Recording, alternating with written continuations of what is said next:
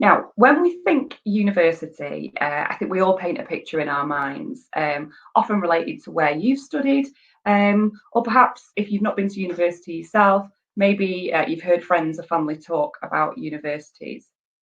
But what happens when a group of arguably some of the most successful footballers in the world decide to take what they've learned both on and off the pitch and channel it into a new venture to deliver game-changing higher education in the heart of Old Trafford? And people are talking about the new normal, how you adapt, how you innovate. These guys were thinking of that quite some time ago. And today's really finding out what this groundbreaking higher institution is all about. Your panelists are going to bring you a variety of perspectives. And we have Claire Riding from UA92 on disruption, the philosophy of UA92, and importantly, widening access so more people are able to achieve their potential through higher education. We've got Regan Russell, who's bringing student voice and his experience of UA92 as one of their pioneering first students who took up PE. And finally, we have Talk Sam Davies, who's going to be sharing a very important factor around industry and why it's so important for industry partners to be involved in UA92. So first up, I'm delighted to welcome a great friend, somebody who I've had the pleasure of working with over the past few years. It's Claire Riding, who is the Director of External Affairs at UA92. So over to you, Claire. Thank you. Hopefully everybody can hear me. Good morning, everybody. It's an absolute pleasure to be here. I am the Director of External Affairs, as Yvonne says, from University Academy 92. So a large part of my role is helping to raise awareness of what we do, and also I look after our partnerships. So I'm here really, I think, just to give you an overview of what we do, how we're different, and then hopefully lead into a bit more detail about how we're trying to widen access to higher education, the way that we work with partners. So who are we? We were formed a few years ago now, although we've just finished our first year of teaching, by the class of 92. So as Yvonne says, arguably some of the world's most successful footballers. In our case, it's made up of Gary Neville, Phil Neville, Paul Scholes, Nicky Butt and Ryan Giggs. They played for Manchester United under Sir Alex Ferguson, and now that they've gone on to have successful careers in lots of different industries, wanted to find a way to try and work on a project together that actually gives something back and makes a difference. So they had this idea for UA92, taking some of the learnings that they had from both Manchester United and their careers, and approached Lancaster University to go into partnership and form UA92. So Lancaster University, one of the top 10 UK universities, are part owners of UA92, but also award our degrees. We also work with a group of partners. You might have heard us talk about Microsoft. We've obviously got TalkTalk on the call. We work with KPMG and many others. I'll talk in more detail later on in this webinar about how exactly we work with partners. But I thought actually as a next intro to us, I will try and show you a video which gives you a really quick overview of how we're different. Hopefully I can work the tech. It's only just over a minute, so I won't run a test afterwards to see what you can remember.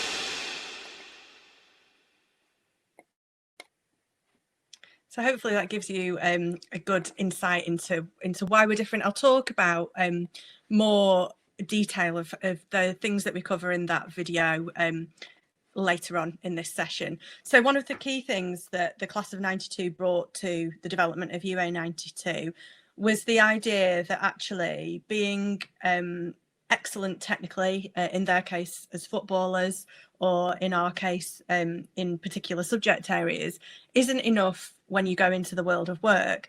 It's actually more important to make sure to some extent that you're prepared both in terms of character and personal development. So some of the traits which actually you would consider being prominent as part of a football team, for example, are those traits that we see as really crucial in graduates once they've left UA 92. So this slide shows exactly how we try to focus on character and personal development.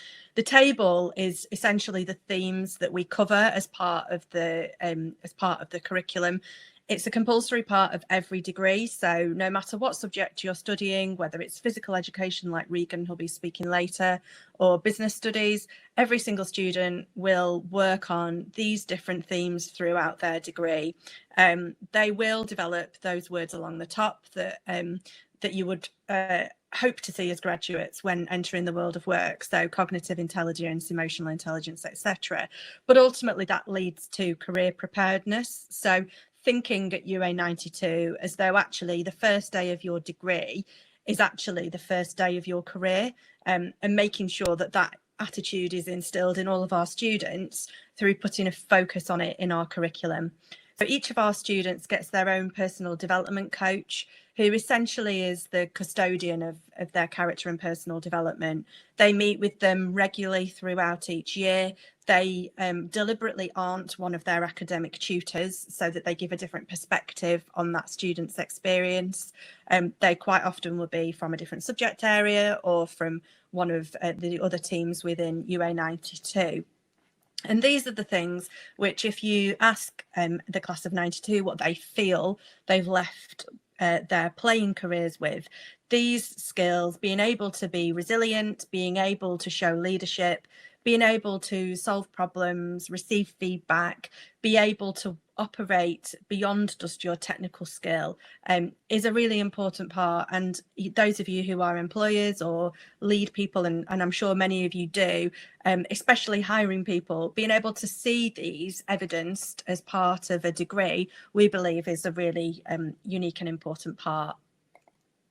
So I'll talk in more detail later on in this session about why it's so important that we are doing things in a deliberately different way, and the impact we hope it will have. But these are just some of the things which you will have seen in the video that we focus on. So the idea that at a traditional university, and those of you who have studied at university, the likelihood is that you will have studied multiple modules at once. You will have had a timetable which was perhaps sporadic, and the likelihood is it will have changed each term or semester, which personally I find quite challenging because I couldn't get really meaningful part-time work whilst I was studying.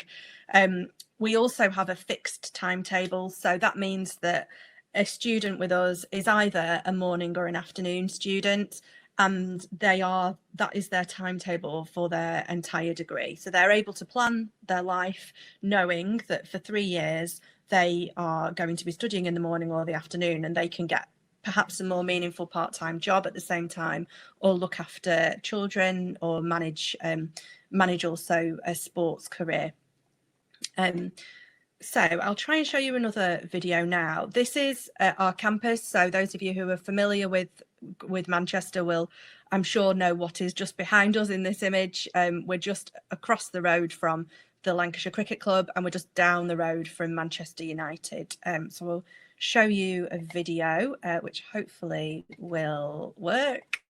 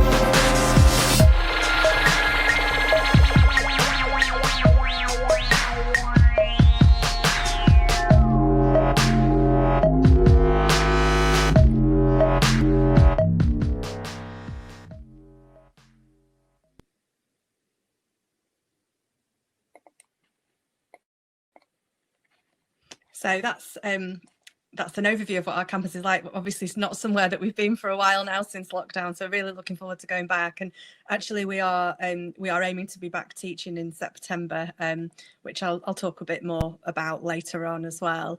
It's certainly been a very interesting period to have left the campus, having only just moved in a year ago. Those of you who are familiar with the area, this building actually used to be Kellogg's European headquarters. So we've done an awful lot of work to redevelop it and turn it into a higher education institution. So you will have seen it's very modern. There's a lot of space, very deliberately no large lecture theatres. We actually just have one that is mainly used for events. But the facilities are fantastic. We have a brilliant performance hub, which you'll have seen in the video, and a media lab as well. We also share the campus with Microsoft. They've got some offices on the ground floor and first floor where they manage a lot of their community outreach and business engagement from. So at that point, I will introduce our wonderful student, Regan, who also you'll have seen in that video, and Yvonne, I believe, is going to come back and ask some questions. Thank you very much, Claire. Appreciate that. Amazing to see, just amazing to see the character development and personal development piece built into the curriculum. I think, you know, having been to university at undergrad and postgraduate level, it's something that's really not prioritised, and I think it will have a massive difference to the students. And obviously we'll hear from Regan about how it's affected him. I think the other thing for me about the whole setup of UA 92 is very much the feeling of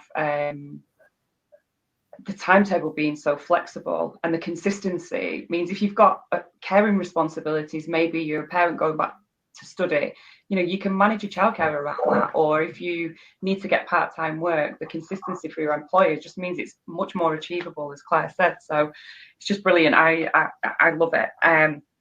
So as Claire said, Regan Russell is a student at UA 92 and somebody who I've had the pleasure of meeting to find out more about their ambition and what they wanted to do before all of lockdown.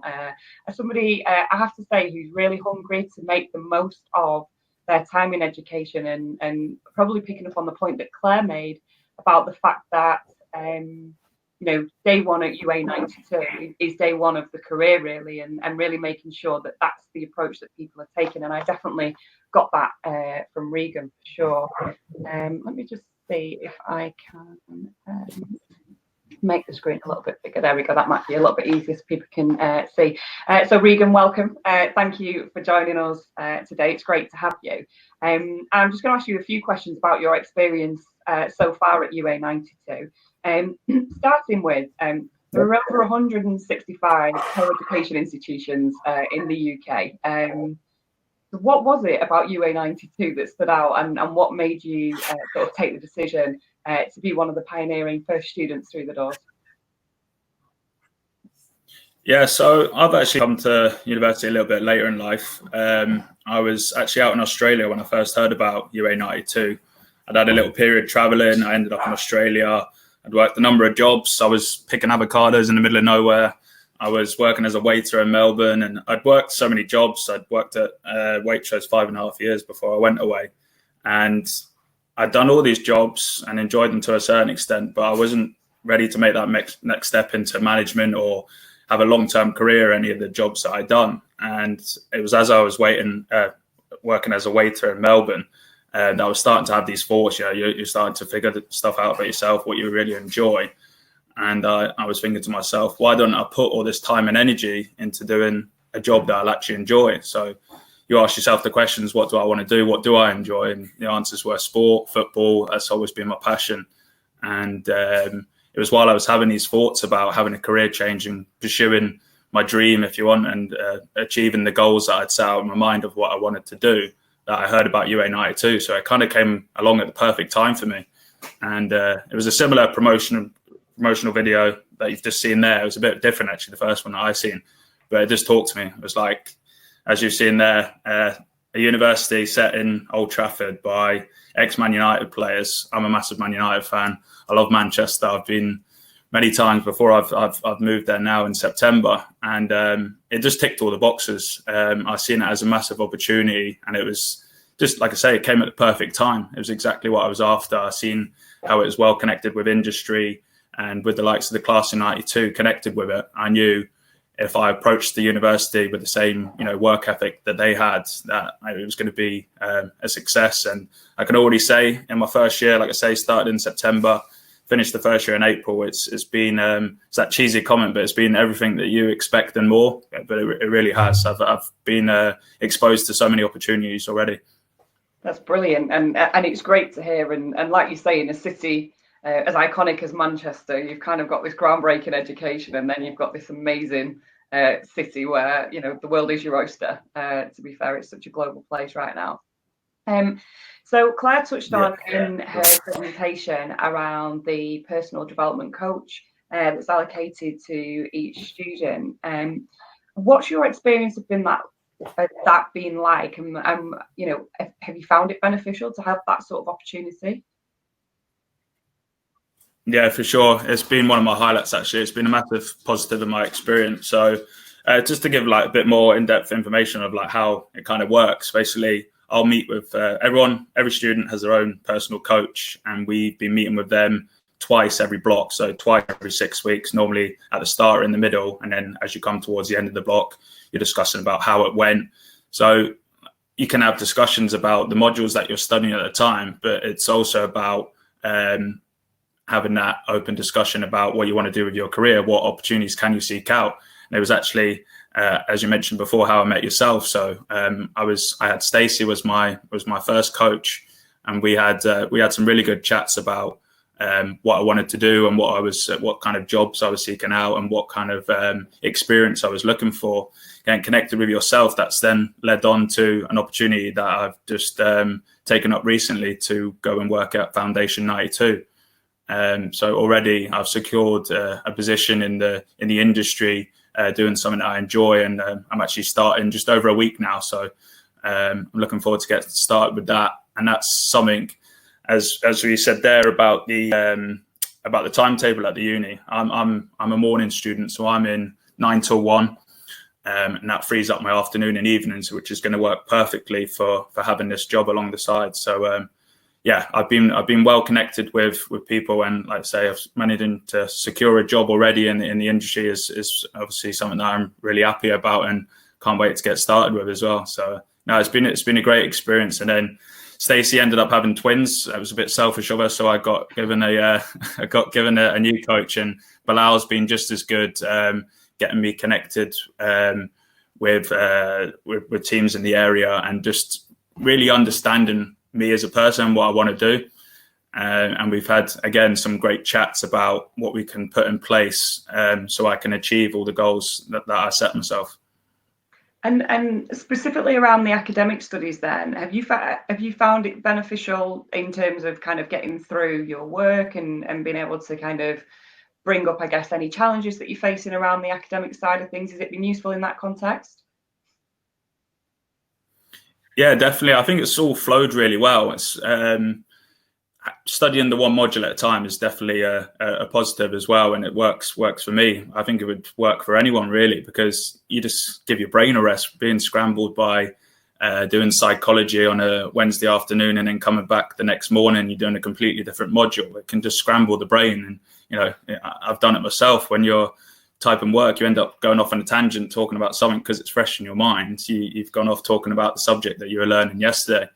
So a little example on that was the last module that we'd done before we broke up actually was an introduction to physical education. And I think that flowed really well, where the first assessment was how we had to write an essay basically on how physical education sits within the curriculum. How does it sit in the curriculum? So you wrote your piece of work on that, talking about how PE is not seen as important as it should be really, and all the different things that you can learn through doing a PE session. So that was the first part of the assessment. Then the second part was a practical assessment. So we went into local school. So we were in at Stretford High School. And part of that assessment was assessing you on how you actually ran a session. So we took a a class of year 8s or 9s, I think it was. And then you get marked on that. And then the final assessment was reviewing it. So I think there was like a really good flow there. You understand how it sits, you actually do your own session, and then you review it. So that worked really well. And that's been the same for all the modules that I've done in my first year. Yeah, it sounds really good. And we're going to hear from Sam at Talk in a little while around kind of their role and why they wanted to get involved in UA 92. Can you give any examples so far? I mean, you've talked about obviously going out into the high school to do that practical, which is invaluable experience, isn't it? But where you've been sort of exposed to different industry partners connected to UA 92 and how that's helped you? Yeah, it's been loads really. First ones that come to mind, obviously I'm doing physical education, so they're generally sports related. So we've been in at Salford City's academy. So we had a day down there where we actually got to see the lads doing a session, got to interact with the coaches, and it was all really hands-on. Like we had a little presentation to start in the clubhouse, and then we went out onto the pitch. So again, there was that flow of seeing the meaning behind what they were doing and actually watching them do it and having that ongoing conversation to inform us of our assignments, or just to just give us extra knowledge on what they actually do in that industry. So that was a great experience down at the Salford Academy. Been in at Man United Women's. That was another one that was a massive highlight for me. We were actually there on a match day -1, so the day before the girls were about to play. Obviously, you're preparing for the opposition, so we actually sat in on the session with the coaches and the players, talking through the tactics board, strengths, weaknesses of the opposition, so on. And then again, we went out to the field. So me being a massive football fan, they were the two that stood out for me. But there's been loads. We've been at Lancashire Cricket. We've had loads of guest lectures. We've had Phil Neville come in and talk about his experience with the Lionesses. A guy called Wayne Richardson, who trains a range of athletes from grassroots all the way up to a Man United footballer that he ended up making Sky Sports News for not so long ago.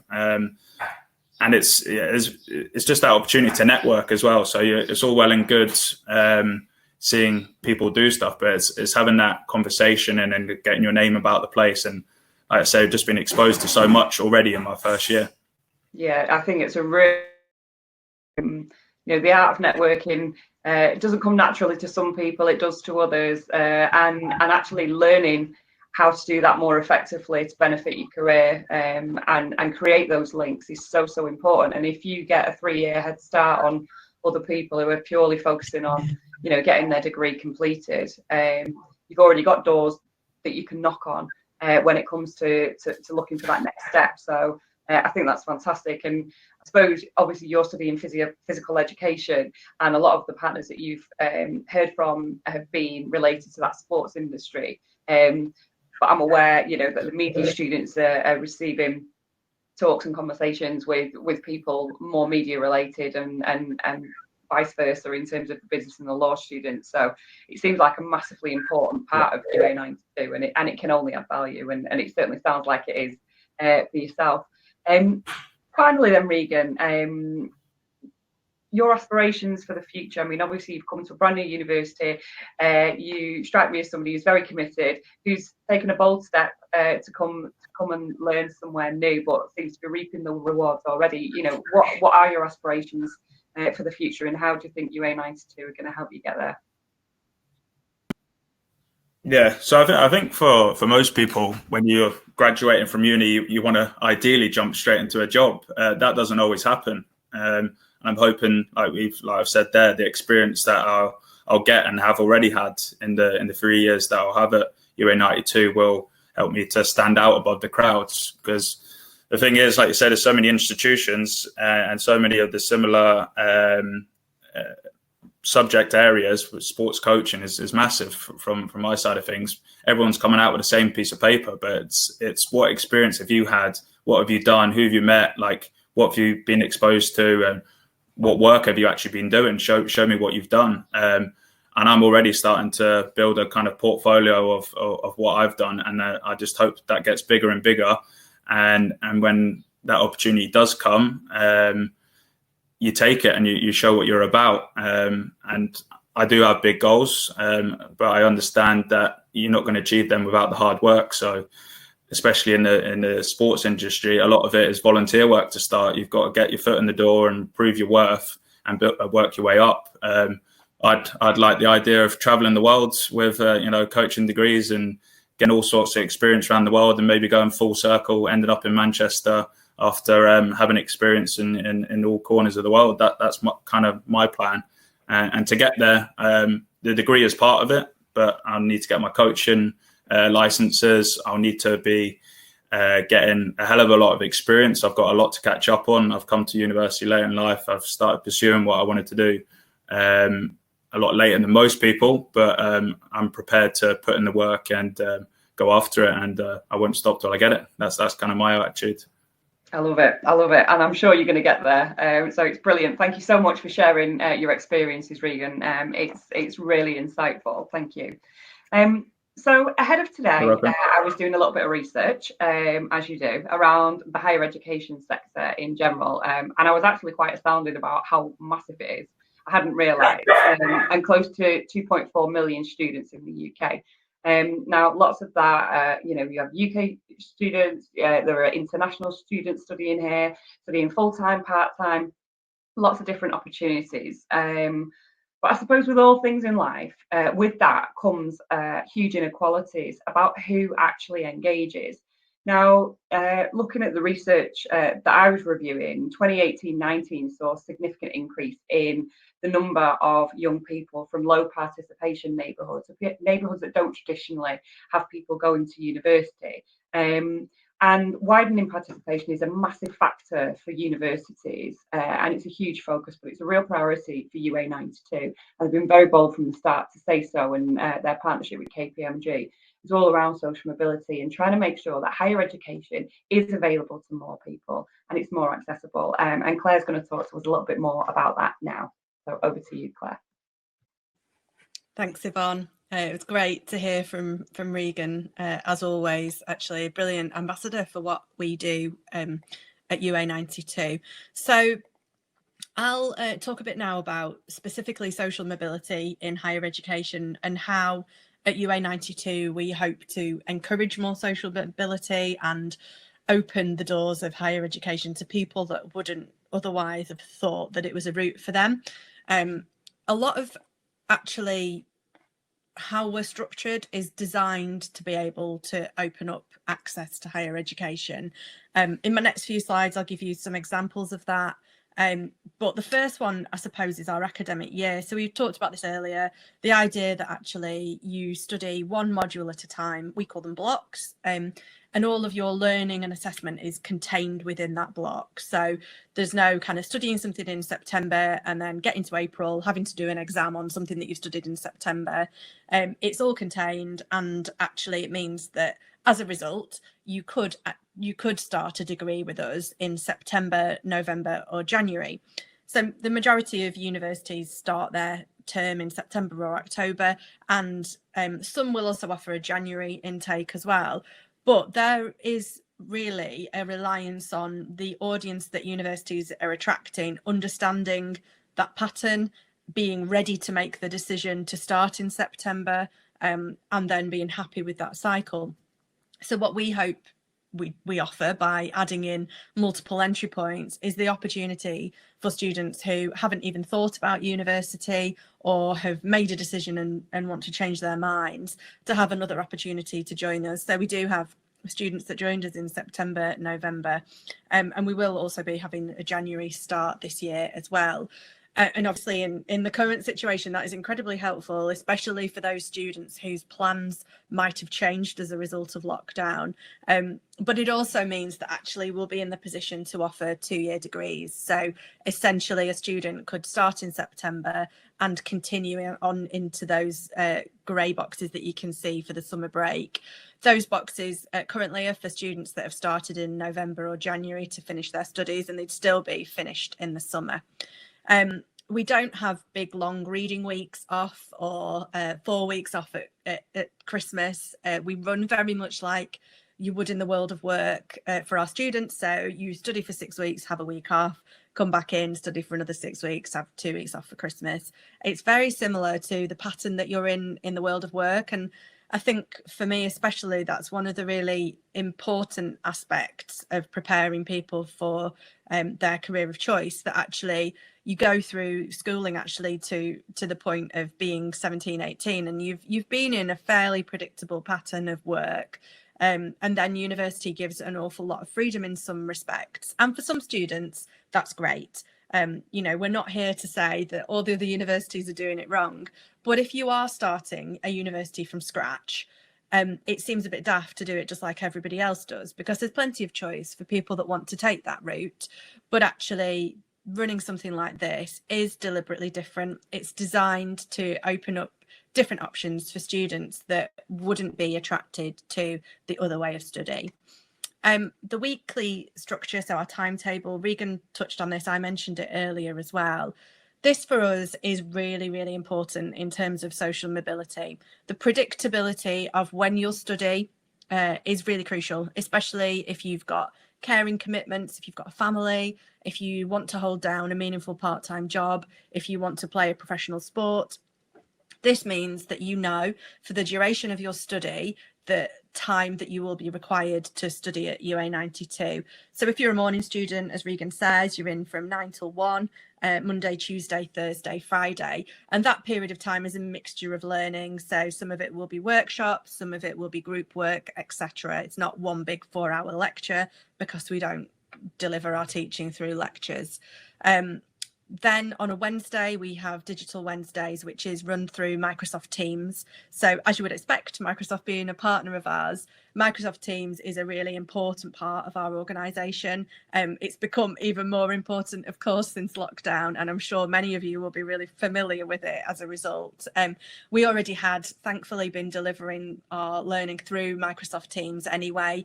Our students were engaged with it, familiar with it. So the move to online teaching wasn't as challenging for us as it perhaps had been for other institutions. But that pattern means that essentially you know that you've got your afternoons free. There is, of course, a requirement to do study outside of class, but how students do that is entirely up to them. So I think for me, the weekly structure is a really important part of how we work. At the moment, the morning or afternoon timetable is dependent on which subject you do. So some subjects are morning students, some subjects are afternoon students. The final one on routes on kind of social mobility from our point of view is opening up routes to get a degree, no matter what your starting point is. So some students come to us and they've got A-levels and BTECs, like many students that join university. And for us then, as long as they meet our entry requirements of 104 UCAS points, they would be accepted onto a full degree and can progress through those 3 years. What we also have for students that haven't quite met the 104 UCAS points is our certificate in higher education, which essentially is the first year of one of our degrees. So those students study as part of the year 1 degree students. They study the year. That means that actually at the end of that year, they could take their certificate and go back to the world of work or enter the world of work and immediately be more employable. Or if they pass, they can just carry on and progress through the 3 years of their degree. If the students don't meet the entry requirements for the certificate in higher education, we also offer an access course, which is in partnership with Trafford College, that essentially prepares students the year before they join the degree for degree level study. They study on our campus, it's taught by Trafford College.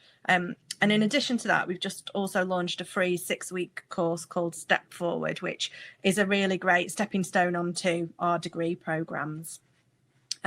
So I think for us, the key is that actually, no matter what your background is, both in terms of experience of study, what postcode you live in and what qualifications you've got, we want to try and be able to offer you a route through to a degree. Another part then, I guess, taking us on to the partnership side of it, is our engagement with industry. So we've obviously got TalkTalk, who I'll introduce in a second. We've mentioned Microsoft, we've mentioned some of our other partners throughout the morning.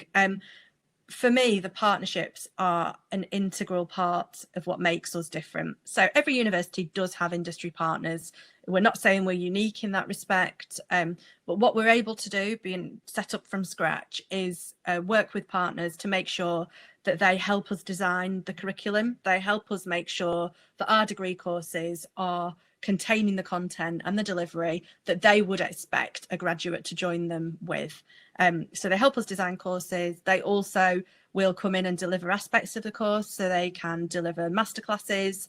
We send some of our students into the businesses for insight days, where they get like an overview of what it's like to work there.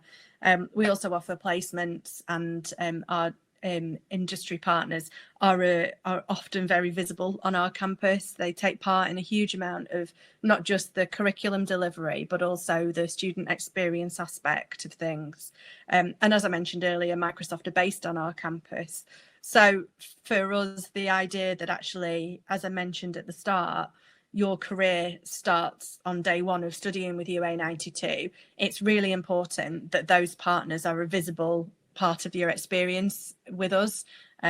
So at that point, I will ask Sam, who joins us from TalkTalk, to switch her camera on and join me for a quick Q&A about TalkTalk's engagement with UA92. So hi, Sam. Hello. Thanks for joining us. It's a pleasure to have you here. Thanks for having me. So I thought I'd maybe get started by asking you to tell us about your partnership with UA92 and what your hopes for the future are.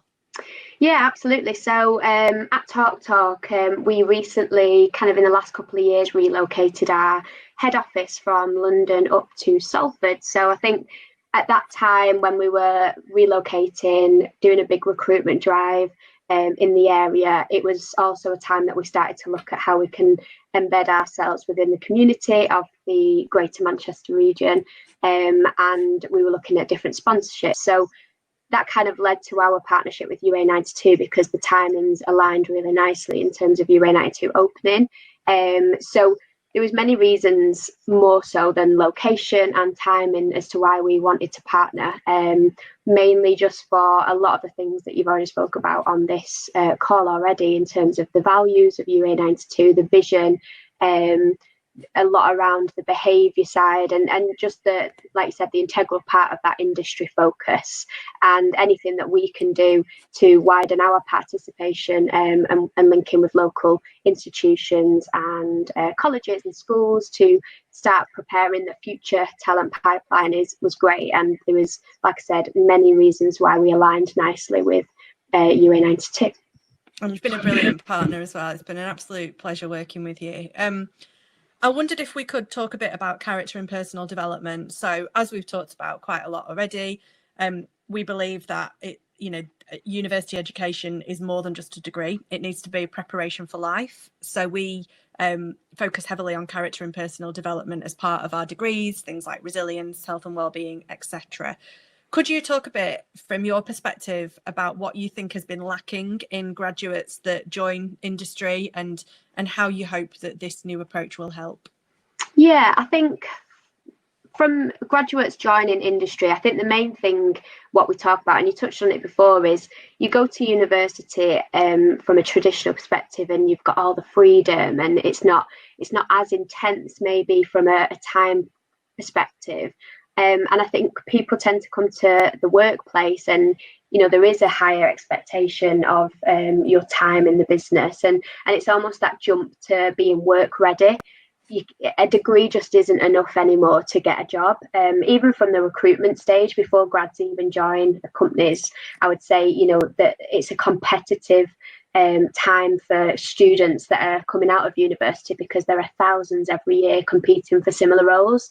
So you almost have to have that edge and that added value to what separates you from the rest, and what makes you different. And I think with the focus on the behaviours is just so important, and anything that universities can encourage students to do in addition to their studies, X amount of hours a week, is the things that are going to get you the job. So any engagement in things like societies and sports teams, but also all the behavioural stuff and training and workshops and networking and having a personal coach is just, it really sets people apart. And I think one thing to link with that is when young people might not necessarily see the value in that when they're going to university, if they are the traditional 18-year-old joining.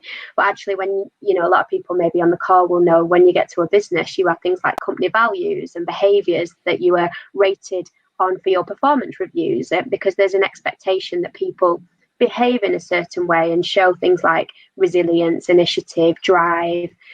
So it's so good to see that starting earlier rather than that being a big shock when people come into the workplace. Yeah, absolutely. And I think the kind of follow-on thing to ask you then is about, obviously we engage with you an awful lot. You're one of our partners, so you've helped us deliver masterclasses, and we've had students come on insight days to you. We'll offer placements, etc. What do you think that kind of engagement adds to an academic qualification? And can you also give some examples of the kind of things that we've done together? Yeah, absolutely. I think more than anything, if you think back to if me and you have been both at university, it's what you learn in a classroom is great, and it's the theory and it's the understanding, but until you see that in real life, it doesn't really mean a lot. So I think the fact that UA92 in particular have people from industry coming in directly to the classroom to say, this is some real life case studies that we face, and it just really brings that learning to life. And then on the added value of that to go into somebody's business, because I think when I think back to university, I didn't know what was out there. I didn't know what jobs existed unless it was your traditional, either a trade or you work for a business and you have to have technology skills or a science spin on things. There's so much more that you're probably so unaware of. And some of the things that we've done with some of the students at UA92, we actually are part of the 92 Champion Scheme, which means we provide scholarships for some of the students, and we have 3 that we've been working with this year, and it's just been amazing to see their development and their growth over the course of the year, just by engaging with things like industry and bringing them from the courses that they're doing. And they might not necessarily think that TalkTalk would be a place for them to work, or KPMG or any of the other partners. But when they start to see how much broader it is than what they maybe initially thought, it's been really interesting. So, for example, we might have somebody on a media course, but actually when she comes into TalkTalk and sees we have areas where they're corporate, dealing with the press, for example, or internal comms, where we're creating events for employees to engage with, that's really opened her eyes as to different roles within her future that could be. So it's been nice to personally be able to have an impact on a student's career so early on, to just broaden their imagination. So some of the things that we've been doing over the last year or so is, like you said, doing offering students to come over to Soapworks, which is where we're based in Salford Keys, just to see the office, because we feel like we're quite different to some maybe more corporate companies that you have, in terms of we're very laid back, quite a flexible culture, very informal, dressed down, it's very casual, but we're really hardworking, and I think people tend to give that effort because it's such a great environment to be in. So getting them to see the differences in different types of companies and industries. So yeah, we've had students come over for the day.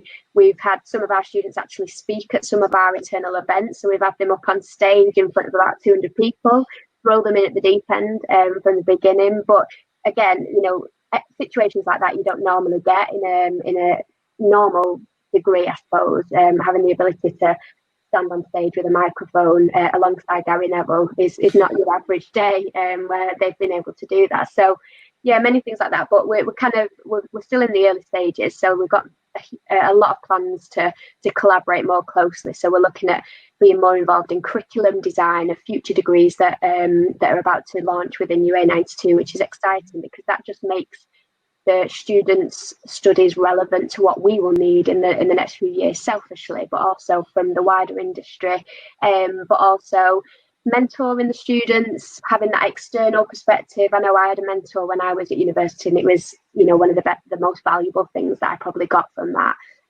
So yeah, lots more plans to do. Yeah, indeed. And I think one of the things that struck me very early on in our partnership was how similar our cultures are and how similar some of our principles are, and actually seeing and being so impressed with at TalkTalk's approach to diversity and well-being. I wondered if you could just give a really brief overview about some of the things that you focus on as an organisation. Yeah, absolutely. So again, similar in the ways that the university will work. So students, you encourage them to engage in things like societies, more so for meeting people with common interests to you, but also to get that support from another perspective. And we really encourage the use of things like employee networks. So we have employee-led almost societies in a way, but networks we call them within TalkTalk, that it does exactly the same thing. It allows students, colleagues to come together and just meet and have coffee mornings, albeit virtual at the moment, but also to influence some of the ways of working that we have in TalkTalk, and to speak up to the senior leaders in the business to make people aware. So we have things like LGBTQ, Talk Pride we call it, who've been really active for many years within TalkTalk and have engaged lots of people on various campaigns that we have. We've got Women in Tech group, which is a really popular event, again has male and female members of that, which again some of the UA92 students have joined us at some of the meetings, which has been great. Many others we're launching more as colleagues come forward. So we've just had a new network set up called Empower, which is all about our BAME colleagues, and again open to anyone just to learn more, and especially in light of recent events, it's been so valuable to have that safe space to just we're all have real lives and we're all adults and facing things outside of work, so it's just great to have that space internally to talk with people. Also neurodiversity network, so looking at things around autism, ADHD, dyspraxia, dyslexia, many different things that I probably would never have considered by joining the company, but it's just been so valuable, and it just gives that extra layer, similar to how UA92 are set up to do that. So I agree, many similarities in our cultures and our visions, really. Yeah, brilliant. Thank you so much, Sam, and thank you so much for joining us this morning. It's been an absolute pleasure to have you on. Please hang around in case there's any questions for you, but I'll hand back over to Yvonne now. Thank you very much indeed, ladies. Really interesting, and TalkTalk sounds like an amazing place to work, Sam. I might come knocking on the door, although I'm a bit past the early careers. Now, sadly, but never mind. I thought it was really interesting to hear you talk about the ethos and the values and the similarities in terms of culture. I think that's so important when you're looking at forming partnerships. The other thing that you said, which I thought was really important, was this notion that a degree is not enough. It's incredible that people work so hard. It shows real commitment and dedication to get a degree. But certainly, my career within the sports industry, it isn't enough. When I was running a charity in Greater Manchester called Greater Sport, we may have 70 or 80 applications for an entry-level job into the industry, all of whom had a degree. So you really are looking for those things that make people stand out, aren't you? That volunteering experience that Regan spoke about, ways people are involved in the community, different things that they've done, and when you see them in person, you're looking for that bit of a spark that shows that actually you can operate on their own. So I think it's a really important point, and I can only talk really from the sports sector in many ways, my experience of how important that has been. And when I've spoken to young people who are looking to get into the industry, it's always been about that. But I assume it's the same across multiple industries, actually. It's getting the experience, it's building that network, and it's showing that you're willing to go above and beyond to get the position that's right for you. Yeah, I think I'd add to that, Yvonne, and just say actually that in itself just shows that you go to university and a lot of people are kind of struggling to think, I don't know what I want to do in the future, but it's so important. You get so much more from that experience anyway to help figure that out, especially with the likes of personal coaches, which is amazing. But then it's all those transferable skills that can be transferred to any industry, whether it is sport, telecoms, financial services, or anything really. So it's really important to know that. Yeah, definitely. And you also mentioned something else that I thought was really important. And I remember being at the very early sort of open days, if you like, with UA92 and speaking to people about that exposure to different kinds of organisations and different kinds of cultures, because some people will really thrive in a very structured, quite formalised environment, and other people will not, and other people will be blown away by the fact that, you know, it is a more relaxed environment, but that doesn't mean that the quality of work or the drive and the attitude is any different. It's just that, and it's about, you know, if you can sense those environments whilst you're doing your degree, you're already building a picture of the kind of organisation that you want to work in. And again, so important. You spend so much time, don't we, at work, to be happy and around the people that have kind of got that mindset. I thought that was a really, really good point. And the more that UA92 can expose people to those different environments and the kinds of jobs, you know, obviously UA92, you can study a law degree and that's amazing.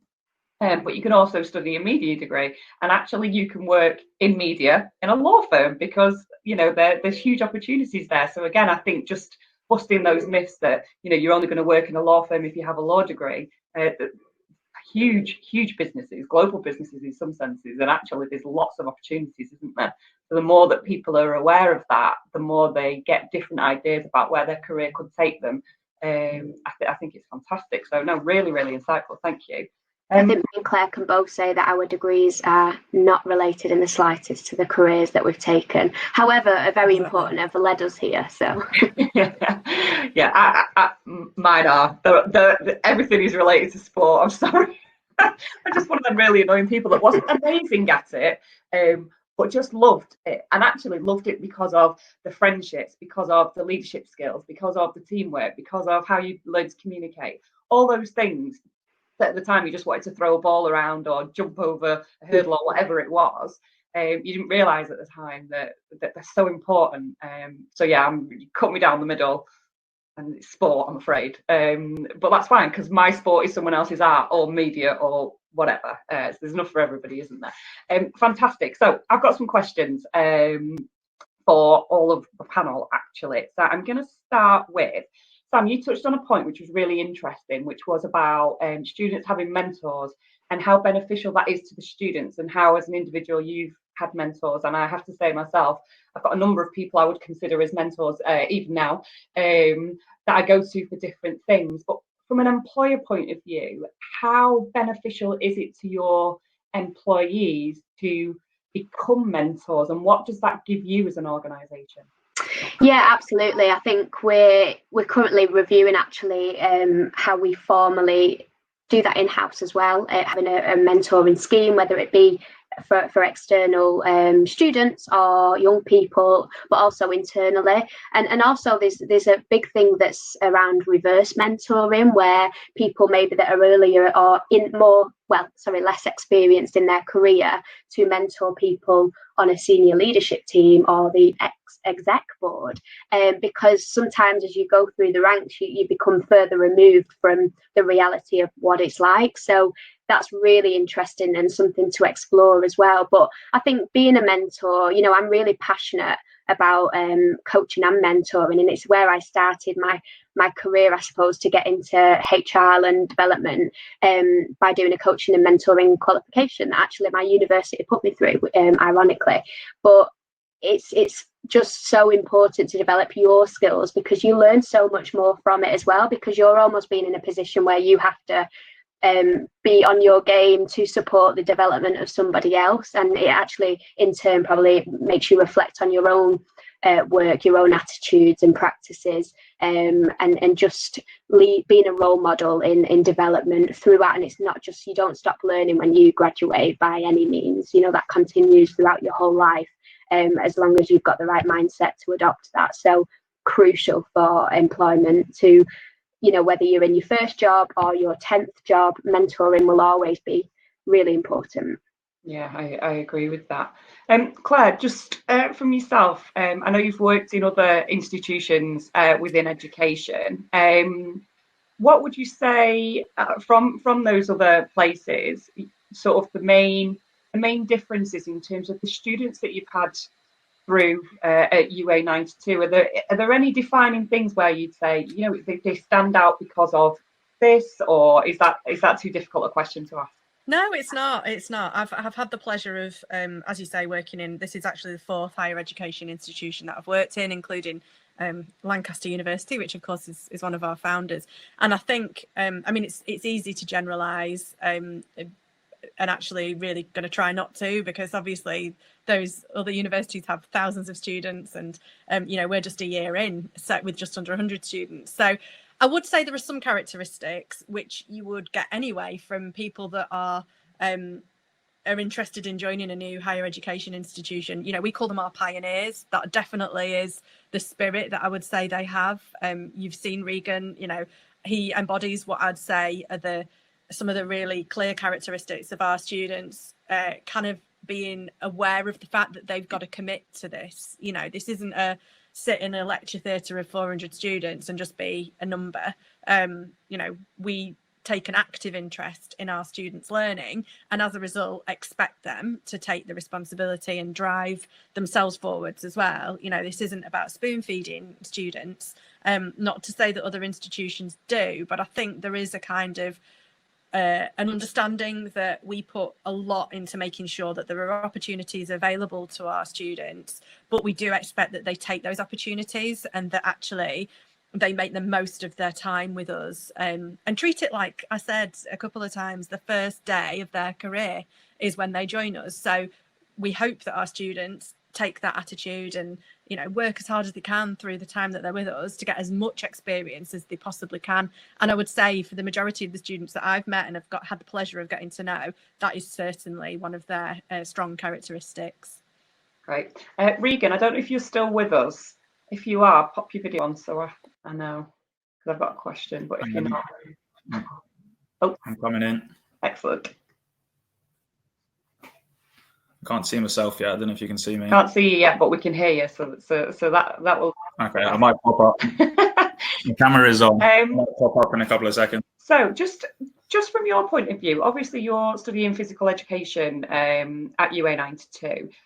Have you had opportunity formally to sort of mix and learning in with other students from different courses, or has it all been focused on kind of you've just stayed with your PE students? No, actually, yeah, the first 2 modules that we had, there was a crossover between the physical education students and the sports and exercise science. So in sport, as you touched on, there's a lot of areas that you need to know about if you're going into the sporting world, and there's so many different jobs within sporting clubs and industries. And 2 of the modules that we done, 2 of the first modules we done, the first one was psychology and the second one was coaching. So for both them side of things, you can imagine if you're going to be a physical education teacher or if you're going to be a sports scientist, you need that element of understanding the mind and the body as well. So there was a lot of crossover with that in our actual modules, but something that we haven't actually mentioned so much yet is the way the modules work is you do 5 weeks the same subject, and then that last week, so that final week of the 6-week block, is the target talent curriculum, where we would learn things such as resilience and problem solving. And there we mix with, or my group has mixed with, the media lot and the journalism students. So you have a full classroom, as it were, of students from loads of different subject areas, and then you'd combine in, say, groups of 5 or 6. You'll be set a project to do with resilience or problem solving, and you'd work together as a team. So that gives you the experience of what it would be like working with, you know, the media department, the sports scientist, and whatever, and all combining together to give that different perspective, but different ideas as well. Yeah, and I bet that's really interesting, because I guess in part you know, when you go into the workplace, you'll work with people who are similar to you, and you'll also work with people who are like the polar opposite. And I guess being in a study environment where you've got different people with different characteristics and mannerisms is really kind of, I guess, getting you used to that sort of environment, because everybody isn't the same, and thank goodness we aren't all the same. But at the same time, you learn how to work in a group of people who are very different to you, who think, you know, you might have people who want the detail, you've got big visionary people that want to as I would do, get everyone's opinion and be very diplomatic, and then other people that just want to say, get it done like this. And how have you found that sort of experience? Yeah, definitely. It's always good to hear people's different ideas and outlooks on things. And there's definitely that thing of working as a team. So that's another thing that's important. Like when you're going into the big wide world, you have to work as a team. Like there's going to be times where you use your specific expertise and you're going to be needed just you alone. But most of the time you have to work together. And that's how you get things done. And that's how you get things done well, is using everyone's individual expertise, bring them together to get the outcome that you want. And I think that's a massive skill to have is the teamwork. And within that team, you're going to have leaders. You're going to have your quiet leaders, who go about their work in different ways. And it's all about pulling together and doing the best that you can. And that's how you get the best experience and the best outcome. Thank you very much. So Sam, just a quick one for you. You talked about students getting the edge, and UA92 being a great way for them to do that. What would be your sort of top tips for any students or parents or potential students sort of listening in terms of how do you get that edge to get into that position that you want most quickly? Yeah, I would say just absolutely embrace the time at university to just take every experience and opportunity that you can. You said before, networking comes naturally to some and not so much to others, but take that time while you have the support and you're in that safe space to become good at it and become more comfortable with it, because it's going to be the network that gets you places in the future. Another thing that I would probably say is download LinkedIn and use it. There's so many students that I meet that don't know what it is and don't utilize it. I know Regan's got it, I think, and the students that we work with have, because it's such a great platform for business of all industries, because it's just so much more approachable, because you can just connect with somebody and message them as long as you don't stalk them. It's just a good place to put your name out there. We're always so impressed by people that just take the initiative, and actually it's how I got my job in Talk Talk. I saw the advert and then messaged the manager directly, and before I knew it, I had a couple of interviews and got the job. So it's just a brilliant platform to just, again, build your network and build your brand. It's really important because employers will probably search you on LinkedIn to see kind of the interest that you have, like you said, the edge, what you do in addition to your job or your studies. So yeah, just take every opportunity you can, and anything that you can do to build that brand for when you're applying. Yeah, I think that's true, and it seems to be ever growing in terms of jobs being advertised on there now compared to when the platform first sort of emerged, isn't it? So I think there is that. Do you think that the kind of for your employee kind of workforce and the pipeline that you are looking for or create, do you think that is strengthened now by the partnership that you have with UA92? You talked about the young people that are on scholarships with you, and obviously you're going to get to know them really well. Is that the best job interview they can ever have?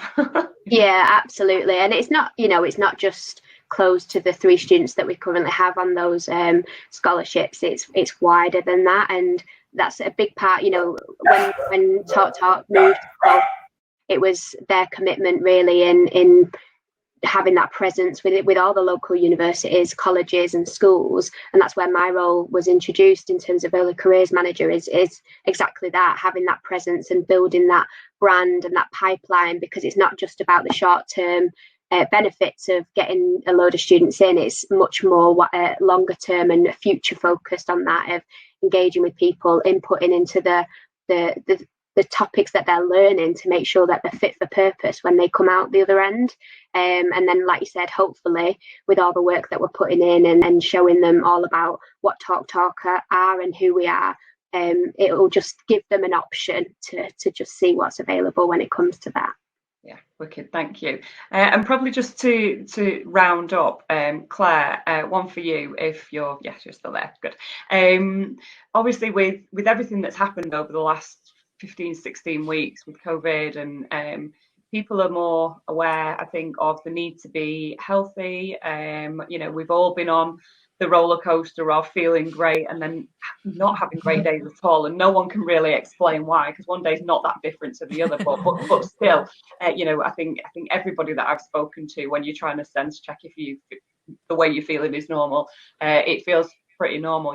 Health and well-being is a really important factor in terms of students, isn't it, at UA92? Can you just talk to us a little bit about that and how people have been affected by the pandemic?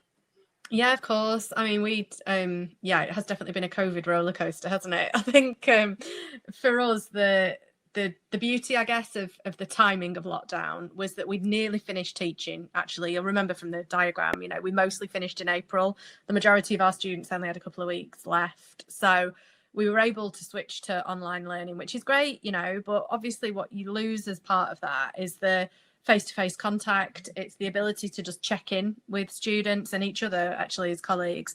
But what we tried to do really quickly is make sure that what we do in person is able to be replicated online. So we have a fantastic health and wellbeing service. We've got a dedicated resource which students can access. And we made sure that very quickly our student experience team were putting things in place so that students could engage outside of that kind of taught online time, and that meant that we were able to offer tips, we were able to offer opportunities to kind of virtually socially mix and still engage with our students. Some of our students weren't they're not from Greater Manchester, so had to get them home. There was an element of that, but I think the feedback we've received has been really positive. Regan will be able to tell you firsthand what it's been like. But certainly from my point of view, I've been really proud of how we've pulled together. And, we already worked in an agile way anyway. We already, as I said earlier, had the online learning capacity. But I think it's more than that, isn't it? It's the ability to genuinely care and check in that people are doing okay. And I believe we've done that really well, but maybe Regan can disagree with me.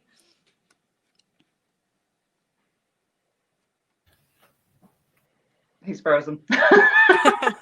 Right, no, there we go. I'm back. Sorry. Yeah. No, definitely. Yeah. I mean, luckily, I haven't had to use the health and wellbeing service that we have at UA92 myself, but I do make a point of talking to all my fellow students and whatever to see how they're getting on. And I know from having conversations with them that they speak so highly of the service, and Steph is the health and wellbeing officer at UA92, and she's always regularly having meetings. She makes herself available to book in a few times a week, so you can go and have them chats about anything really. If you're struggling with the course, that obviously you have a lot of people come to university that have moved from somewhere else in the UK, sometimes internationally, and they might be struggling to settle in. And as we all know, that there's all sorts of things that can affect your mental health, but definitely, like I say, from speaking to the students on my course and even from other courses, they speak so highly of the service. And since we've moved online,